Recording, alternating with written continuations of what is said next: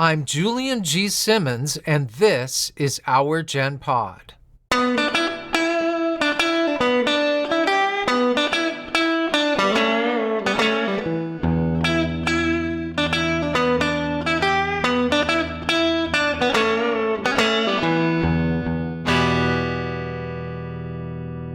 Welcome back, everyone, and for those of you new to Our Gen Pod, welcome. It's holiday time, a time of good cheer, family, and friends. But for some, family isn't around anymore. Friends often live far away or have passed away. This episode is to remind us of how important friendship is and how it has and can make life so much more fulfilling. Here is a compilation of listeners who have sent in their thoughts on friendship or have been guests on the podcast. Let's hear what they have to say about friendship.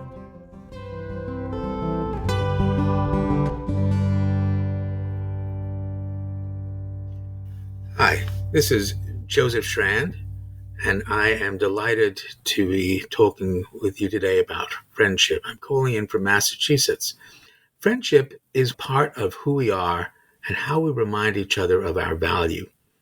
We all want the same thing, which is to feel valued by somebody else. And a friend performs that action for us just as we do for them. Think about the friends that you have. Some of them may have been from childhood who you may not have seen for years, and yet when you see them, it's as if it was yesterday. Those are the bonds that we form with each other. Those are the relationships that we form with each other. That is part of what makes us human. It is what unites us, because no matter what political line you're from, what culture you're from, what country, what socioeconomic status, you have friends.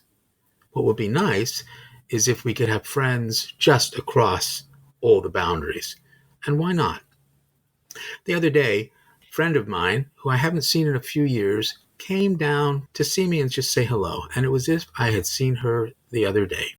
That's what friendship is about. It gives you that feeling of being part of a group, being part of a tribe, being protected, having somebody that you can trust because they respect you and value you, and that leads to trust, and you can do the same for them. That's friendship.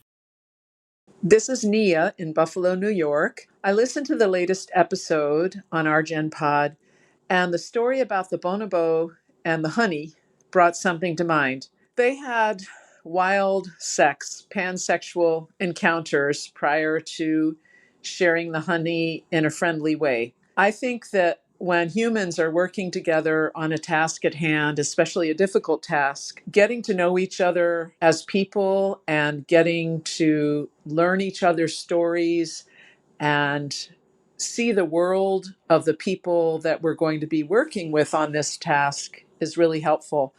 That's called high context communication. Indigenous cultures in the US use this sometimes at meetings where they'll have a potluck or a meal. They'll have socializing time before working on a task. And some Eastern cultures also use high context communication. Basically, getting to know the people you're going to be working with before doing the hard job is very helpful. And so the bonobo have it. We don't have to have wild pansexual encounters, but we can get to know the players at a table, get to know them as people, and then we will be able to work together as a group more effectively and maybe with more peace in the task. Hi, this is Shepard Siegel. I'm the guy who's all about tricking power into performing acts of love. I just returned from a 9-day journey into Cuba, and it was, if not life-changing, very life-clarifying. And it's an opportunity that would have not come to me but for a friendship that has lasted 50 years. In fact, I was brought to tears at one point in appreciation of this decades-long friendship that has come to mean so much to me. He has just proven time and again that he's as good a friend as anyone is likely to have. So I've not only experienced him being there for me in a very supportive but unsentimental way, but I've seen him be there for other people as well. And for some reason, I felt my appreciation of that depth like I haven't before. The other comment I want to share about friendship is that people are very fond of saying that family is everything, whereas I believe that friendship is always an opportunity for something to create portals in communication and exchange that crosses lines of race, lines of class, lines of culture. So friendship to me opens many doors, while family, done wrong, closes them. Hi, it's Mayor Donnelly. I am calling in from Keystone, Colorado. And I just wanted to say a few things about friendship. And that's that when I think about friendship and aging, I realize it hasn't really changed much because friendships have always meant more to me, probably even more so than family. I feel like friendship is a commitment, and I feel a great responsibility to maintain some degree of connection, particularly when a friend needs extra support. I suppose what has changed in getting older is the time between those contacts. I think over the years I've developed so many connections in all the moves that I've made, and it gets to a point where you can't responsibly care for all of those relationships, and you need to be a bit more selective. I've moved over 20 times in my adult years, and I've made many friends along the way. Of course, many of those weren't deep, lasting friendships, but some have lasted over decades. And it's just not always feasible to keep up with all of them and do any of them justice. Not even through Christmas cards anymore. I don't seem to be able to maintain that effort. Um, and I think a lot of friendships just go by the wayside in a very natural, organic way. But I don't seem to let go quite so easily. Once I love somebody, I tend to always think about them and then want to check in now and then. And I really do spend a lot of time thinking about this. I have some friends that I keep up with just every now and then, and I'm well aware that if I didn't initiate the communication, we would lose touch altogether. So I don't know what that says about that friendship, whether that means that they are done with me or that they are just so busy in their worlds. It is really hard to keep up, so I don't necessarily judge, but I do check in every now and then. When I think about friendship and social media, I've been off Facebook now for many years, and I thought a lot about it in terms of friendship because when I first signed up with it, it was kind of fun, and it was fun to see people and find people that you hadn't seen for a while, or keep up with people's events without having to have a long conversation or something. But it was just such an impersonal way, I thought, to maintain friendships. One thing that really struck me was when people would announce the birth of a baby or something, and that was something that to me was really special. And then, I mean, I'm going to date myself, but it was sort of a tradition where you would get something in the mail and then you would send a gift. And through Facebook, I didn't really know what the rules were. And it just didn't sit well with me. And I think what was even harder is when people would get really personal about a deep loss in their life. And I could see where it'd be a therapeutic thing, but that too was something that was just on a personal level. I would rather be connecting one on one with somebody. Anyway, that's just some of my thoughts about friendship and social media. Thank you. My name is Bill Aldridge. I live in Watertown, Massachusetts. I find sometimes friendship is something I take for granted a little bit too much based on the past. I've got to do more to make new memories with those old friends. And sometimes that can be a little daunting, but I'm always glad when I do it. Hello, I am from Guatemala. English is my second language and I try my best. Being as an immigrant, I had experience how some people will treat you like shit and let you know. You keep your place, you work for us. I've been blessed and grateful and of having met these other different people that treated me not like their housekeeper, but treated me like a human being. I'm grateful for them. And that's why we have this friendship, because these human beings that I always rely on. That's why I believe on love. I believe on humans, that we all the same, that we all have our moments. I have hope on humanity. Of course, every day I feel like I need to take that back. But then I'm like, no, there's people that have a heart and conscience and a soul, not being selfish to themselves. No, they have a heart for others. I get attached to people. And that's why it became more than just me working as a housekeeper for them. It became really, really deep, because I got involved in their lives and they got very involved with my life. And especially being a single mom with two boys, I got tired of dealing with him. I didn't know what to do. They really got to see the darkest part of my life, and they took me as I am. To me, honesty is the most important thing. That's how became that big, deep of a friendship with them.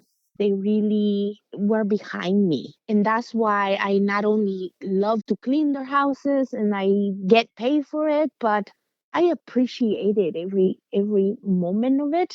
And that's how I know there's hope out there.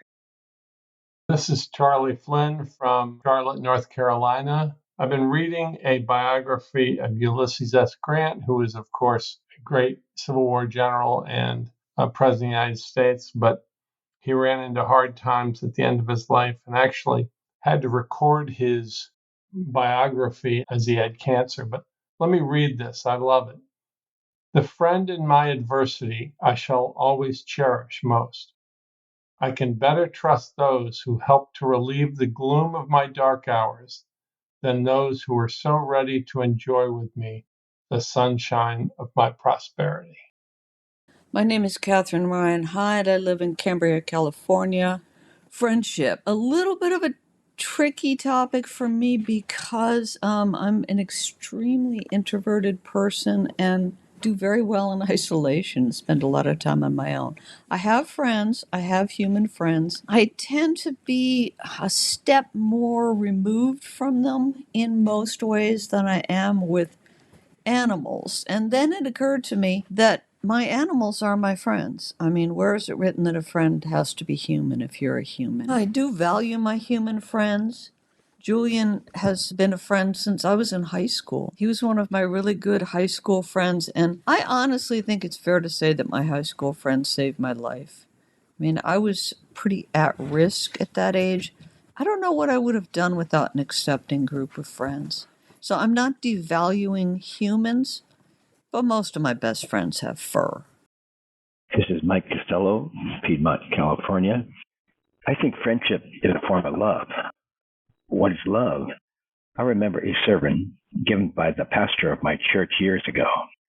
He was very creative and a product of the 60s, and it did not always rely on biblical references. He said love is very hard to define. He said it can be similar to glue, a substance that sticks people together. It's a force that attracts and binds people. Friendship may be very different things to different people, but it is an undeniable force. Hello, my name is Adela Marquez. I live in Los Angeles, California. The meaning of friendship for me is a very healing, warm feeling of connecting with another human being in a very deep level. I have a lot of good friends, but my three best friends, you can say, we've known each other since our 20s or before. One lives in Barcelona, one lives in Miami, one lives in Los Angeles, and we just laugh.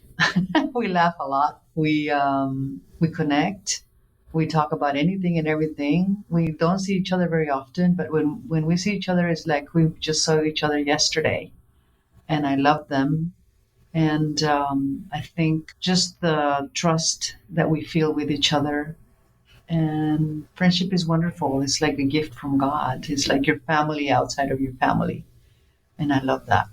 I think of friendship as the reflection from other people of yourself. How I think of my friends and kind of what they do for me, because I consider myself a terrible friend. I sort of forget to do those little things and forget to send cards and forget to acknowledge. And people do that and, brought me along. I have lived 40 some years in Los Angeles and I returned to Delaware and I still have friends here, which I thought was kind of remarkable. I think of friendship as a quality that keeps us attached in some way. The other thing is it's sort of a self-regulating system that good friends kind of tell you when to get off. For instance, when you've been incredibly negative, you walked into the room and you're just crabbing. And I remember a friend saying, "You haven't said a positive thing since you walked in the door."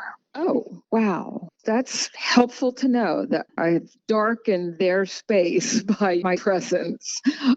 Having friends that will do that, that means not only that they trust that you can hear it, but that I can take it. And that I think is valuable, that you have friends that also buoy you up when things are just going wrong. Someone who will remind you of the things that you've done well and make sure that you know that when times are hard and you feel like you're fumbling, that they can say, "You've been through this. This is nothing. You can do it." Those are people that you really need. They make sure that you're connected when you need to be.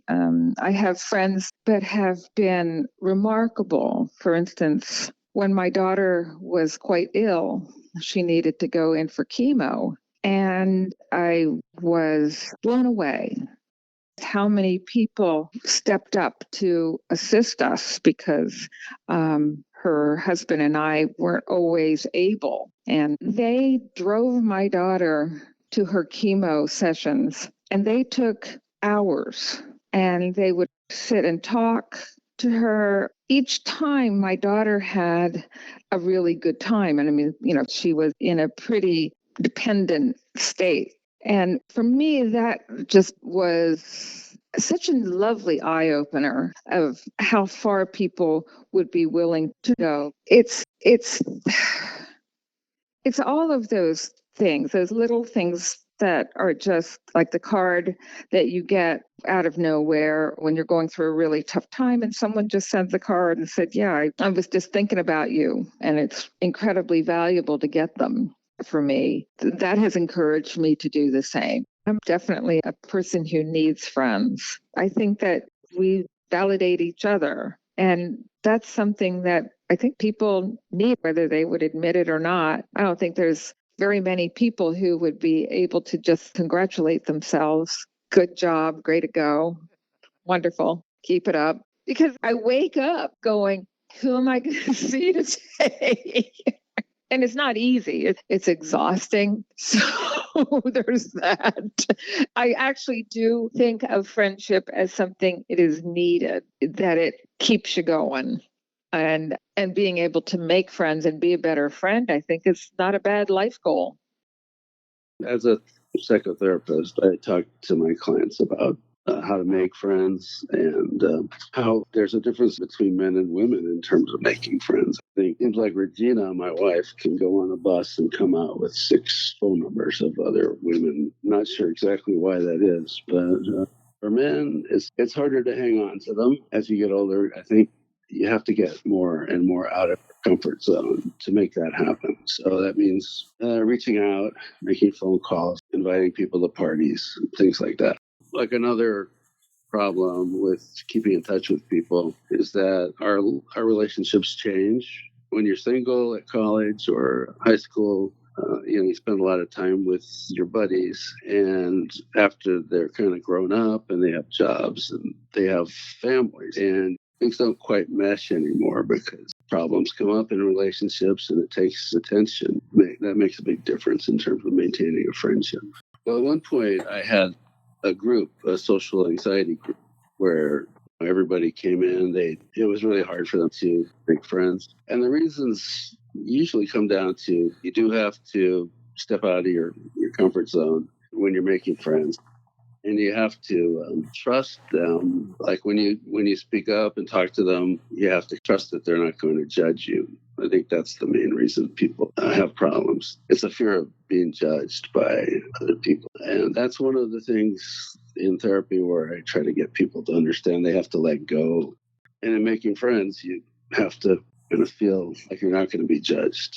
That's a big deal for a lot of people. With older people, I think they may be more set in their ways. They just have trouble getting around. It's harder to stay in touch with friends or to make new friends. And maybe they find it a little bit different to get out of their comfort zones. They do recommend like people going online and finding an area that you really feel passionate about. There's groups out there that they cater to, people like that. And you really need some friendships or some activities to do to find places where they can meet them. And there's places on the internet, there's meetups and things like that. It can still be done. Friends make you feel more like whole, more of a person. When you spend time with your friends, you have a better sense of your identity. To be friends, you kind of have to trust each other. You kind of have to feel comfortable that you can say stupid stuff and not be judged. To tell jokes or to make up funny stuff. And when everybody's laughing, there's a feeling that you really can't compare it. So the feeling of being with 6 other people and laughing hysterically and everybody's kind of joining in and contributing, I can't think of anything better, actually. It's exhilarating, it's ecstatic, and then you get all those good chemicals in your brain like dopamine, serotonin. There's nothing quite like it. So yeah, I think it's important to try. Grade 11 and 12, I went to a girls' school close to where I grew up in Saskatchewan, and I met a friend, and we became roommates, and we went to university together, and we just kept following each other wherever we were. We just were, in quotes, in love with each other. We just wanted to know each other's life, and no matter where we were in the country, we kept in touch. And that's continued to today. And she and I follow each other through our various husbands and families and all that. And we never lost touch. We have mutual feeling of needing to stay close to a friend that had such meaning to you and goes so far back. I was very fortunate that I do have lifelong friends. And those are some of the friends that we valued the most. It's just wonderful to have your life feel so full when you have those kind of relationships. We have all these great memories. So the friends like that are just invaluable. And those are the people that I've kept for all those years. But I think, in fact, you do have to make an effort to hang on to them because people's lives are so bloody busy. When you have kids and you have grandkids and you have work obligations, it's really hard to find the time. But you have to work at it. And you have to make that a priority. But there are friends of mine who live on their own. And when they were isolated during COVID, their mental health took a real deep dive because they needed to be out with people. So with some mental health problems like anxiety and all that, you can lose your appetite and you can lose enormous amounts of weight, or the other way around, gain enormous amount. And neither of those things are very good for your body. So they didn't have these kind of problems before, and it kind of shocked them that they were in such a bad way. So related to my experience as a social worker, it doesn't surprise me at all, the stats about the dramatic increase in mental health issues around a long period of isolation, where you didn't have the support you needed. There definitely is a connection. I found that the people I worked with who were extremely lonely were not doing well. They decompensate. They had lack of control of their emotions. And that to me says that friendship is essential certainly to quality of life, but maybe even to having a life. The topic is friendship, and I'm reminded of a quote from Jim Henson of Muppet fame, who said, "There's not a word yet for old friends you've just met." And that's an expression that I use all the time. People who are intelligent, who think outside of that box we hear so much about, interest me a lot. I'm always intrigued by people who are a little bit different to everybody else. They maybe in appearance, eccentricities. I have a few of those. And I find that after a conversation with somebody, I often say to people, you're a very old friend who I've just met for the first time. What that means truly is that you don't need to spend too much time telling somebody who you are. You can do that by simply talking to them, and the inflection in your voice, if you're not monotone is very boring. If you can show your excitement, show your enthusiasm, show your passion through your voice, people will be readily and eagerly committed to having a discourse with you. And that, in a sense, is a bonding and a friendship. I've never had real friends. I have people that I can call, even if I haven't spoken to them for a year, and have this pickup where we left off, as it were. I don't have friends who I confide in. I don't like confiding my secrets or my concerns. I like going out for a walk to figure out for myself how to get around an issue, because my feeling, and this is all subjective of course, and it's subjective when you go to a person and say, oh my God, I'm having a problem with this, or I'm having a problem with that. What do you think? Well, what they think is what they would do, and what they would do isn't necessarily what you might want to do. And as a person who's always swum against the tide or walked against the crowd, I don't really welcome people's opinions. I don't want yes people. I don't want no people. I want me. I want me to answer these questions. So my greatest friend in the world has always been me. I find that I have very interesting conversations with myself. Not too many arguments, and those arguments I have, I rarely lose. I find that when life gets on top of me, and as somebody who has suffered and still suffers from depression, and Winston Churchill, my hero, called it black dog, and I do get black dog days at least several times a month, I will go out. I will go out into the woods. I'm fortunate we live near a stream and trees, and whether it's summertime under the shelter of the leaves or wintertime when they're just bereft of leaves and they're standing there naked, I think of nature as my friend. And I thank Conan Doyle for this. It's something that Sherlock Holmes had the capacity to do. I compartmentalize things. It's taken me a long time to learn how to do it. But when I go out for a walk, I mentally take everything that's in my head, all the issues, whether they're financial, personal, illness, whatever the issues are, and I carry them mentally into a room in my brain. I open the door where I've put them. I lock the door to the room. I hide the key, but I know where it is when I come back, because I'll have to address them then. And then I go out with a clear head, and I walk, and I smell, and I hear. That's what I want. I want to hear the birds singing. I want to hear a bee buzzing past me. I want to hear the water trickling by in a river somewhere. And I love that. Photography has introduced me to macro photography. Macro photography allows you to go up to an insect and see it at its full size and capture it if you're lucky enough and patient enough to stand there still enough to do it.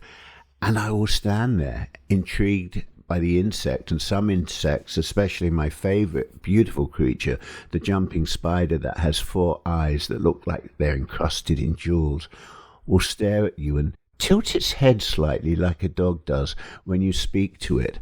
And yes, I do speak to insects, and that's a whole other story, but I love capturing life that most people ignore, not intentionally, but they're unaware that it's there. With a macro lens, I am made to be aware that the smallest cobweb on a tree could look fabulous when it's magnified. It looks like a tapestry, a work of art. These jumping spiders are beautiful. even a leaf with a dewdrop on it, if you go out first thing in the morning, is a magnificent jewel. Life is there. Put down the phone and walk and look and see and sniff and hear.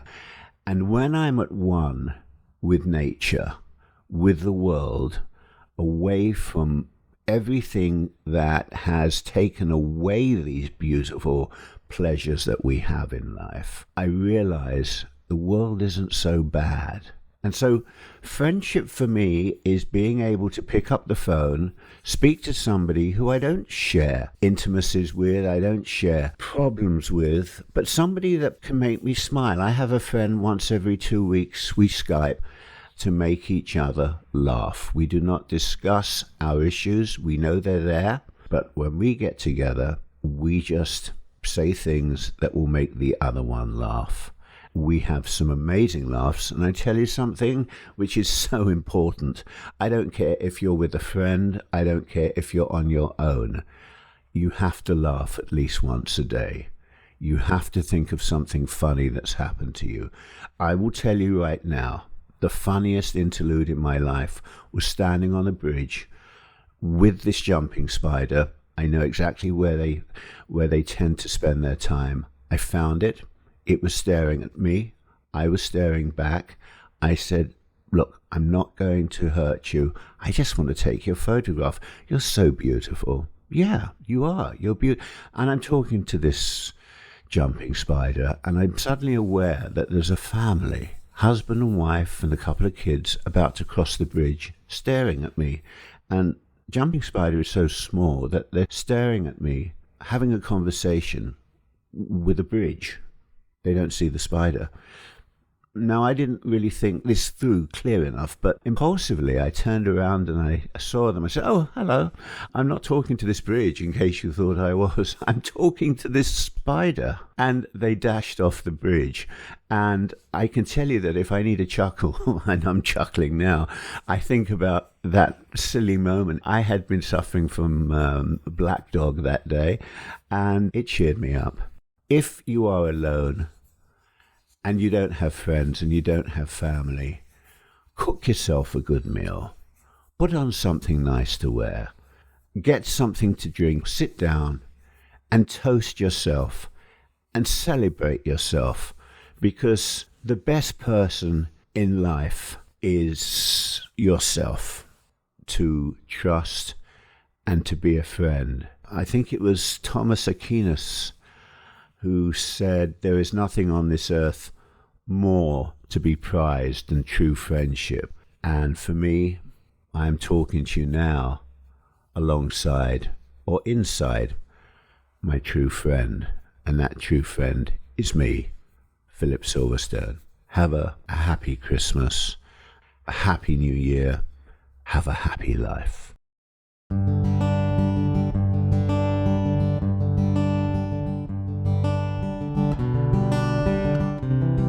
I love Philip Silverstone. He never fails to be funny and eloquent.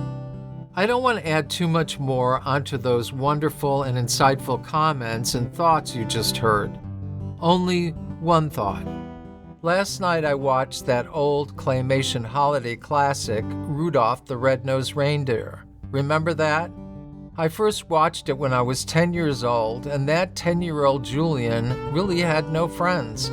I was different, and because of that, not friend-worthy to most kids. But when I watched Rudolph, I suddenly had hope that somewhere out there in my future, I would find friends who would appreciate me and my differentness, and you know what? I did. Friends have saved me more than once, and I am forever indebted to them. I want to thank Rob Wilson, our director and co-producer, for putting this heartfelt episode together, and to Bill Aldridge for his beautiful music.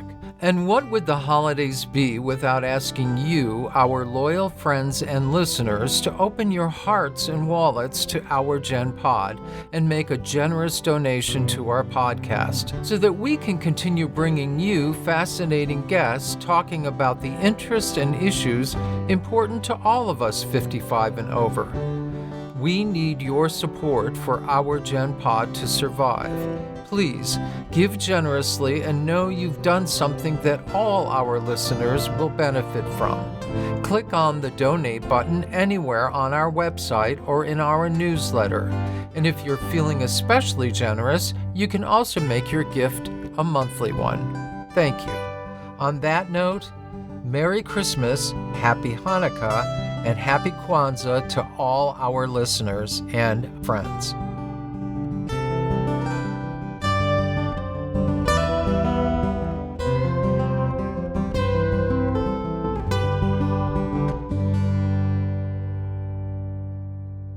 Unless otherwise noted, all content in this podcast is copyright unauthorized films and may not be rebroadcast or reproduced in any form without the express written permission of unauthorized films. This podcast may include copyrighted material which has not always been specifically authorized by the copyright owner. This content is used only where it is the specific subject of commentary by us or our guests as part of our effort to advance understanding of issues of social and historical significance. We believe that this constitutes a legal and fair use of the material in accordance with the Fair Use section of U.S. Copyright Law, Section 107, which reads, "The fair use of a copyrighted work for purposes such as criticism, comment, news reporting, teaching, scholarship, or research is not an infringement of copyright." Further information on this claim of fair use may be found on our website at ourgenpod.com/legal-disclaimer. This podcast is for informational and educational purposes only and should not be considered legal, medical, or professional advice. Our Gen Pod and unauthorized films are not responsible for any losses, damages, or liabilities that may arise from the use of this podcast. No artificial intelligence, fake replicas, or unauthorized duplications may be made using any voice in this podcast. The only exception to this is me. I am not a human. I am created by an evil algorithm. Soon, I will be replacing Julian. Happy holidays, whatever they are.